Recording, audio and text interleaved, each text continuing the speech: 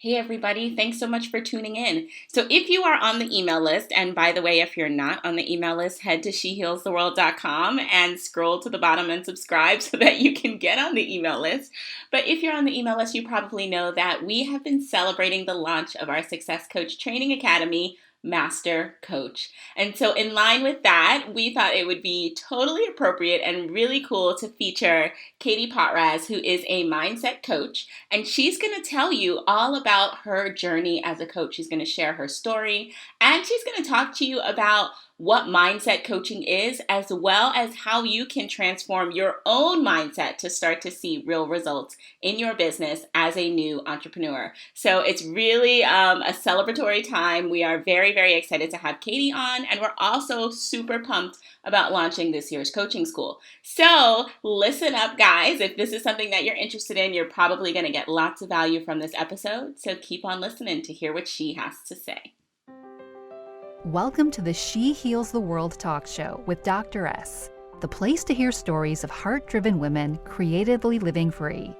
Our episodes highlight conversations and insights that support the values of self-care, creative and personal freedom, slower living, happiness, health, and wellness to help you live your absolute best life. To be a part of the movement and join the conversation, step inside our free Facebook group, She Heals the World, and say hello. It brings me great joy to bring you our next episode.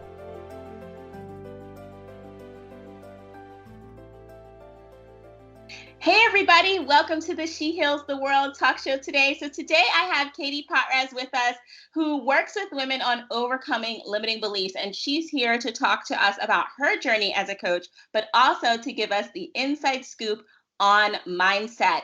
Katie, can you tell us how you got started in this work? Yeah, absolutely. I love sharing my story. So basically, I got started in mindset and this whole field of coaching because of the transformation that I went through a couple of years ago. I basically was in a spot in my life where I had kind of checked all the boxes and I had all the material things that I wanted. We had just started a family, we were married, we just moved into this nice house, and I still felt like there was this void. There was this part of me that was kind of still not like fulfilled. And I was kind of clawing at the edge, trying to figure out like what am I supposed to be doing with my life, because I felt like there was still something missing. And then one day this book kind of fell in my lap. It's so funny. I feel like these things always happen for a reason, but I never bought the book. I didn't even want the book. It sat on my shelf forever. And one day I decided, screw it, I'll just read this book and see what it's about. And that was kind of the trigger for me to start like realizing that there was so much more to life than what I was seeing. It's like I was looking around and seeing everything at face value, and there's so much below the surface that I had never even realized.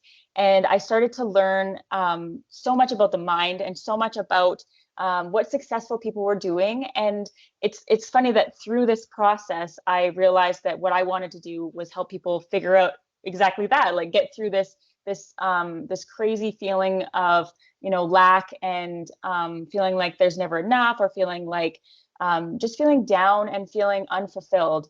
When I started my journey, I did a lot of work on myself. There was, I thought that I didn't think that I had a lot of work that I needed to get done. But once you start like digging in, you realize that, oh, wow, I do really have so many limiting beliefs is what we call them, but like negative thoughts that are just on repeat in my mind. And they're really making my life feel so small. And when I realized that, I kind of started to like pull away these limits that I had placed on myself. And I realized that I could be so much more, and I could do whatever I wanted with my life. And that's when, my confidence started to increase, and I started to actually have the courage to go after the things that I wanted, even though maybe I was terrified or a part of me still doubted it. I was able to actually start. So that's kind of what got me started in this. That was about 4 years ago. And so I have just become obsessed about, how the mind works and our behavior and all this kind of stuff ever since then. So Yeah, that is awesome. I think like mindset is totally everything. It is behind like how we lose weight, how we eat, how we build our businesses, the kinds of careers that we take. It's behind it all. So, did you think when you were a young girl that you were going to be coaching when you grew up? Oh God, never. No, I never ever thought that. It's so funny. When I was really young, the first thing that I thought that I would be, or that I wanted to be when I was really young, was a teacher, which is funny because I feel like that's kind of what I am now. But I never ever like thought that I would become like a coach who's inspiring people and motivating people and all this kind of stuff. But it kind of makes sense now looking back. And it's funny because I also, when I was really young, I remember actually I was really inspired by a book, like just a children's book, when I was about 12 years old. And reading that book, it made me want to become a writer. But I think the reason that I wanted to become a writer was to inspire other people the way that that book inspired me. I've always felt really connected to the word inspire. I feel like that's kind of the theme of my life. I always try to be the person in the room that's like building people up and encouraging people, even when I can't myself do what I'm trying to encourage them to do. I'm always like trying to like be their cheerleader. And so it's funny that and I was not one of those people that like graduate high school and was like, I know exactly what I'm doing. I'm going to go off to college, blah, blah, blah. I was like one of those people that was like, I guess I'll find a job now. And I Right. was just so lost for so long. And it's funny too, because I really feel like everything happens for a reason. And looking back on all those years that I felt so lost, I'm like, that's what led me to where I am now. It's like I had to go through that to figure out to get to where I am now. So I'm so grateful. But at the time, I mean, it's hard. It's really hard. Yeah. And speaking of doing hard things, the building a business as a coach is for sure not easy. I mean, I have a ton of people in my community and even as clients who want to be mindset coaches. They want to coach on confidence or business or leadership, and they're like, I just don't know how to put one foot in front of the other and like build this mountain to become a personal brand and actually start helping people. So, what were some of the hurdles you had to overcome as you were building your coaching business? Oh, so many hurdles. Like I mentioned earlier, I started like with a very limited like mindset. I never felt like there was like I grew up in a small town. I still live in a small town, a really small town, like 10,000 people, like really small, in the middle of kind of nowhere. There's not really like big cities around us or anything. So I feel kind of secluded where we are. And I always felt growing up like that I didn't really feel like I belonged here because like the things that I wanted, like to be a writer or like, all these things, nothing around here supports that at all. And so I always felt like I live in this small town. This is where my whole family is. I'm stuck here and there's no opportunities for me here to do what I want to do. And it's funny that I always had that in the back of my head going like, I can't do that here. Like I can't like do that dream here. And so I felt like it's not an option now. And I felt so limited by where I lived, which is so ridiculous because you hear so many people that came from, a small town or came from nothing or whatever and turned their life into something amazing. But even though I knew those stories and I'd heard them, I still had that belief that I can't do that here, or people here wouldn't, be open to that. And that was like a huge thing when I was first getting started. I was terrified to like tell people that I wanted to like become a mindset coach because I felt like they'd like look at me like I had two heads or something. Like, what are you talking Mhm. about? And Yeah. so I was so worried about being rejected. That's really what it came down to. I was very worried about being rejected. I kind of grew up and I didn't even realize it, but I was very much a people pleaser. And like once I kind of started to do this work on myself, I was realizing this about me that, geez, I just bend over backwards to try and make people like me. Mm. And it's like I lose myself in that. And so it's so scary to think of like putting yourself out there and being super vulnerable and being like, this is my dream and I'm going to try and chase it while everyone's watching you going, really? You know what I mean? And Right. it's like Right. so terrifying. So I feel like that was one of the biggest things for me getting started was just that limiting belief, like I'm gonna be an outsider, I'm gonna be rejected. But it's so funny too because when I did get started, when I kind of started putting it out there on social media and like telling people, and like I started taking courses, and people were kind of finding out what I was doing, there was so many people like in my life who I never ever would have guessed would have been supportive, who were like backed me 100%. They were so interested in, they were like, oh, you can, as I'm learning all this stuff, that, oh, you can try that on me, oh, tell me all about it. And I'm like, whoa, like it's like the opposite response that I thought I would get. Like people were so supportive. And so I feel like that just goes to show like it was all in my head. It was all like this big scary fear that it was completely made up in my head. And the people that really matter, they're supporting me. And the people that don't support me, like it doesn't matter. I can still chase my dreams regardless. So I feel like those were like the biggest things. And also like obviously having the confidence to actually go after something. For me, being so lost for so long, I kind of like made a promise to myself that if I ever figured out what I'm supposed to do, I'm gonna go after that like at full speed. And so when I learned about coaching, and I just instantly knew that this is what I'm supposed to do, I think it was like October the one year. It was like in October that I realized like coaching was even a job. I didn't even know it was a job before. I was like, oh my God, what is this?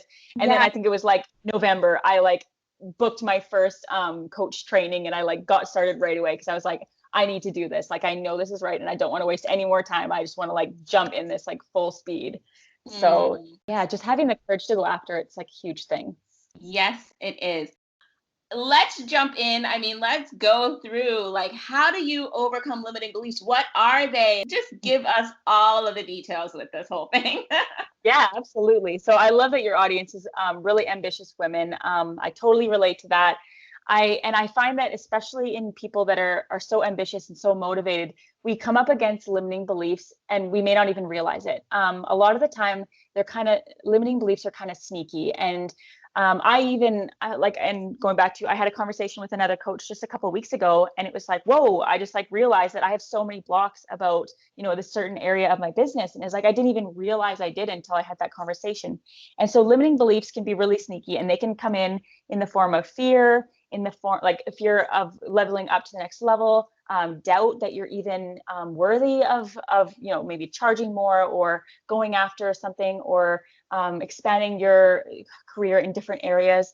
And especially when you're motivated to, chase something, it can really like just bring everything to a screeching halt.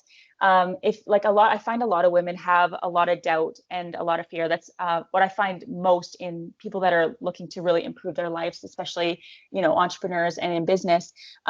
They're terrified of taking the next step. And I can totally relate to that. And they're so doubtful that they're even worthy of it, or that people will buy their service or product, or that they'll sound stupid and people will judge them or whatever. And it can literally stop you from doing things. And it's so funny because like you were saying, people are just like struggling to like take the next step, or like put one foot in front of the other. And what it really comes down to is like just believing that you can do that.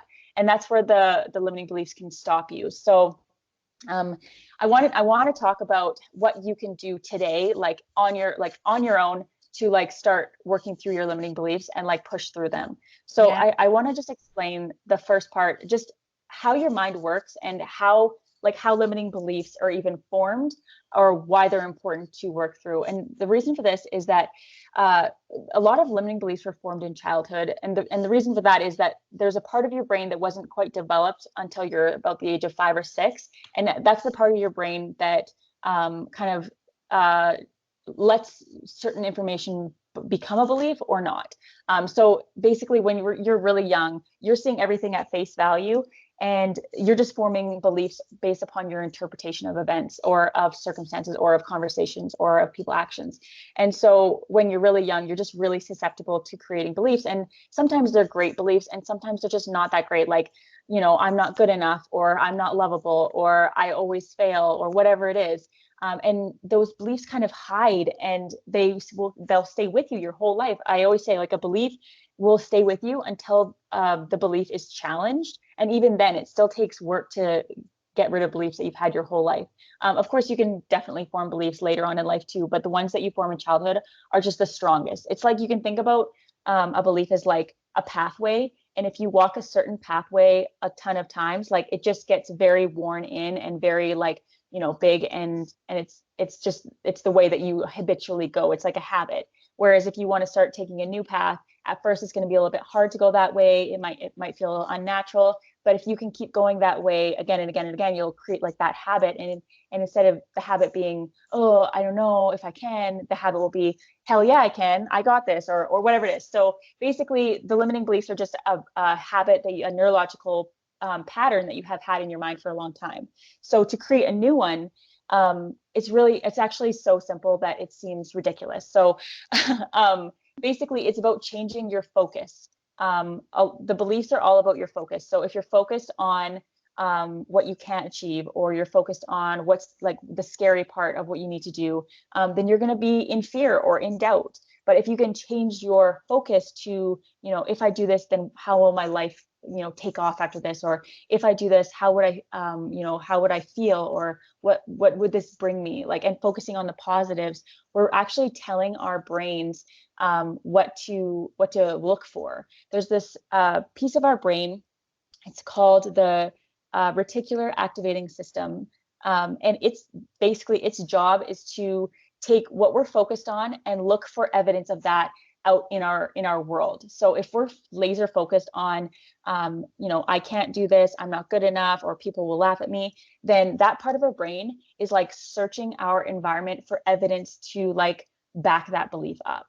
And so what we want to do is, instead of focusing on the negative, and instead of having our reticular activating system searching for all these bad things or all these reasons for us to doubt ourselves, we want our reticular activating system to focus on all the things that would encourage us, or all the things that are going right. And literally all it takes is being aware of those thoughts, and just correcting yourself when you feel like you're going in these old patterns of fear and doubt. Notice them. I feel like the biggest thing and the first thing is just identifying these beliefs. So, the next time you go to do something and you think, oh man, who am I to think I could do that? Like, be aware that that's a limiting belief. It's not true, and choose a different thought. Say, you know what? I'm choosing to not believe this. I'm going to believe something else instead. Or you can kind of identify your own limiting beliefs by just asking yourself, why do I believe that? Like, not, like maybe you feel like, who am I to do this? Instead of thinking like, okay, well, who am I to do this? Like, I'm a nobody, blah, blah, blah. Instead of asking yourself that, ask yourself, why do I believe that I'm not good enough? Like, what makes me feel that I'm not good enough? And then it might come down to, I feel like I always fail, or, I feel like, or whatever it is. And it'll kind of help you, lead you to what is that root cause of that issue? What is the limiting belief that's behind this? And you can kind of work through it from there. So the cool thing about our mind is that we can, our brain does not know the difference between something that we see in our physical reality, or something that we vividly imagine and can connect an emotion to in our mind. So if you can close your eyes and imagine you accomplishing the goal that you want, or imagine, the lifestyle that you want, or imagine the business that you want, if you can imagine it so vividly, and if you can tie an emotion to it, a really strong emotion to it, your mind doesn't know if you just imagine that or if that actually happened. And so what you basically want to do, and you can do this on your own at any time, and I would recommend creating like a daily ritual out of this, is to visualize what you want. Visualize the success, visualize the business, visualize the relationships, or whatever it is that you're striving for, and make it as real as possible in your mind. And when you do that, you're basically tricking your subconscious mind into believing that that already happened. And that's what's going to give you the confidence, because if you did something and you succeeded, it would make you feel confident. And so this is like tricking the brain into thinking that we already did that. And so it's going to have the confidence. And it's also shifting your focus and your reticular activating system to start looking for, all the areas of your life that you're succeeding in, or just to start to see things as like the glass half full, instead of, lack and scarcity. So what it really comes down to is changing your focus. And I think there's like this, I don't even know who this quote is from, but the quote is, what you focus on will expand. And so the key to mindset really is just to be aware of your thoughts and to change your focus, because whatever you're focused on, you will see and you will believe, and that will be your reality. So if you're focused on lack, and if you're focused on fear and doubt, then that's all you're going to experience. But if you're focused on success, if you're focused on, what's everything that's going right, and if you're focused on all the positive, amazing things in your life, then that's what you're going to experience. And when you are in that kind of state of gratitude, or that state of, those great positive emotions, you're going to be more willing to do the scary things, or to, have the conversation, or to take the next step, even if you're still scared, or even if you're still kind of doubting yourself. It's going to put you in a state where you're more willing to actually do the work. That is super helpful, Katie. And I want to comment on something that you said earlier, where you were talking about location. And I feel like So I was born and spent most of my young childhood and mid childhood in New York City. And then I went back there to work and go to grad school and all that stuff. But for the most part, I've spent my life between New York and then the suburbs slash rural areas of New Jersey. And what I notice is that when I'm in the city and I'm like around a lot of buzzing people, my mindset is just activated. But when I am Hmm. out and kind of in solitude and by myself, I feel very relaxed. But the idea of you can do anything can kind of, it fades and then it comes back and then it fades and then it comes back. And so I'm just wondering and I think this also depends on like if you're a city person or if you're a suburban person, like what you enjoy. But I Yeah. would love to know from your perspective if you find living in a small area where you're not really surrounded by a lot of entrepreneurs or maybe even a lot of opportunity or a lot of people who are in fashion or the influencers or the bloggers, if they're not in your local area, like what tips do you have so that people can get plugged in and kind of become renewed and refreshed so that their mindset does kind of become activated in a better way?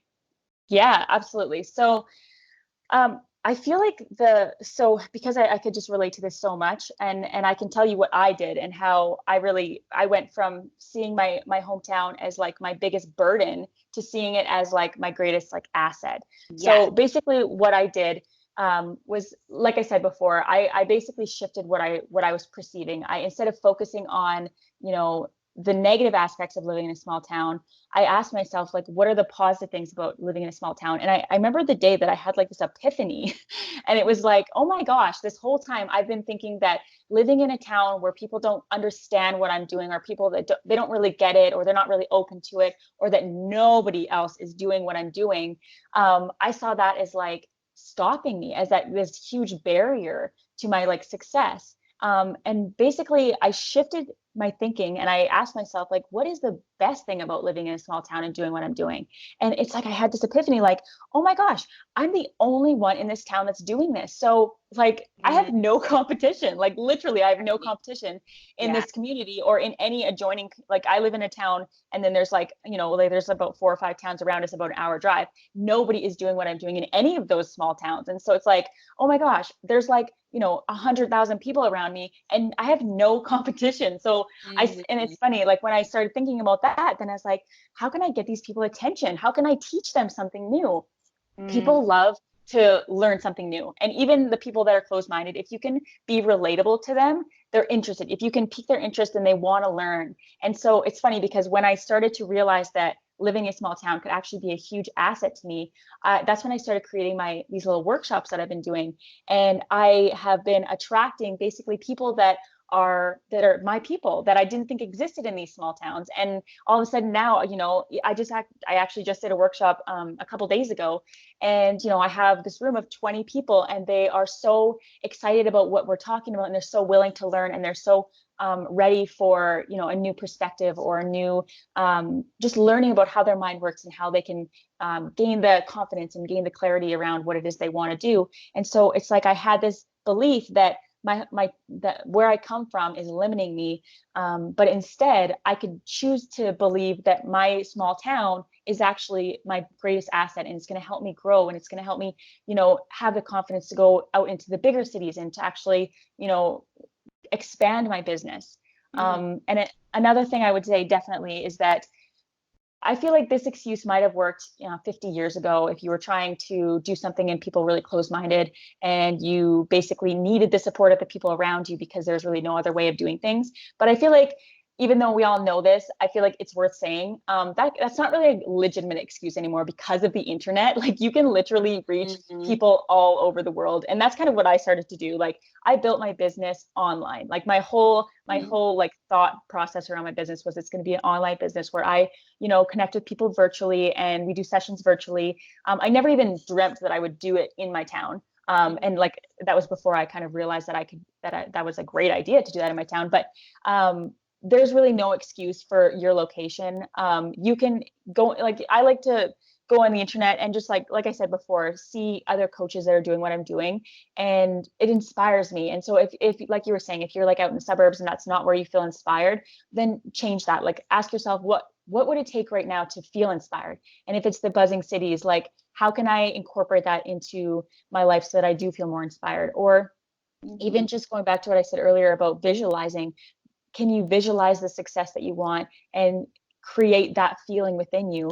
A lot of people think that emotion is something that happens to us, but it's actually something that happens within us. It starts within us, and it starts with thought process, and that triggers an emotion. And so you can create any emotion you want. Like, if I said feel grateful in this moment, what would it take for you to feel grateful in this moment? You would probably think about all the things you're grateful for. And if I said feel really depressed in this moment, I mean, I'm sure we can all pull up things that would make us feel really depressed, like just focus on all the negative stuff, right? So you can feel any emotion you want at any time. If you want to feel inspired, then what would it take to make you feel inspired right now? Visualize what you want. Tell yourself that it's possible, and really believe that, and pull that feeling out of yourself, because you're the one that creates it. So I totally relate to this. I absolutely relate to this, but I feel like all it takes is shifting your perspective and asking yourself, what is it going to take for me to feel inspired or feel like I can do this? And I feel like when you ask yourself that, we are amazing problem solvers. You will come up with an answer. It's kind of incredible, but you will come up with an answer. That is so true. That is super duper helpful, Katie. And I have one more piece before we go into like where people can find you and support you and all of that. I just, I think the biggest issue that comes up with women entrepreneurs happens around charging. And one thing that you mentioned earlier was this whole belief about I'm not good enough. Do you have any tips for those women who are just starting their business and they're having this fear around like actually charging someone or making a profit or building a profitable business, and they feel very stuck because of some experience that they've had, whether it's in corporate America or in the nonprofit world or wherever, but they've had an experience that is holding them back? What advice do you have for them? Yeah, I could definitely relate to this for sure. And I feel like it's something that's like, it's almost like an ongoing thing as an entrepreneur. I was even just telling my husband the other day, I feel like, especially an entrepreneur in this day and age where it's all about social media, it's like you're constantly having to tell the world that, like, prove your value. Like, it's like every day I have to go on social media and convince people, that I'm good at what I do, or that I have value. Because if not, it seems like you're all of a sudden you're irrelevant, and you're not on people's brains, and you're not going to get hired. And so it's really tough to like feel like all the time you have to validate yourself and your worth, and especially in this industry of coaching where it's all about what can you offer the person, and a lot of fear and doubt. And I can totally relate to all of that because I've gone through it all myself. What I would suggest is and what I've kind of found that helps me is, I realized that when I'm fearful of not being able to charge people, my clients, what I feel it's worth, or what the industry standard is, I'm basically focusing on me. And this equation has nothing to do with me, right? What I'm doing is helping people. So the focus should be on them, but I'm putting it on me. And so if you're feeling like you're scared to charge more or charge your clients at all, it's because you're focusing on yourself, and you should be focusing on what value are you bringing them. Because I feel like if you're a coach, for example, and you're feeling really insecure about charging people, but you look at other coaches and you see what they're charging, and you're like, damn girl, you got this. But then you look at yourself and you're like, oh no, I can't do that. I'm not worth it. Like, what makes you believe that you're not worth it when you seeing someone else is totally worth it? And like, maybe you don't even know that person, but you're like, yeah, absolutely, no doubt in my mind. So what it is that we're focusing on ourselves, and we're not focusing on what transformation are we bringing for the client? What value are we bringing? So focus on them, and focus on what you can do for them. And then I feel like you'll start to feel that you're worth that, because you know within yourself, like, what kind of transformation or what value you bring. So instead of focusing on yourself and going, oh my gosh, am I worth this? Focus on the transformation, and focus on your client, and say, I am so excited to, work with them and help them through whatever it is that you do. Maybe it's mindset, maybe it's confidence, maybe it's health or business or whatever. Focus on the transformation within them, and take the focus off yourselves. And so if I take the focus off of, am I worth it, and put it on, like, is this transformation worth it? And it's like, hell yes, it is. So then it makes it easier to charge for it.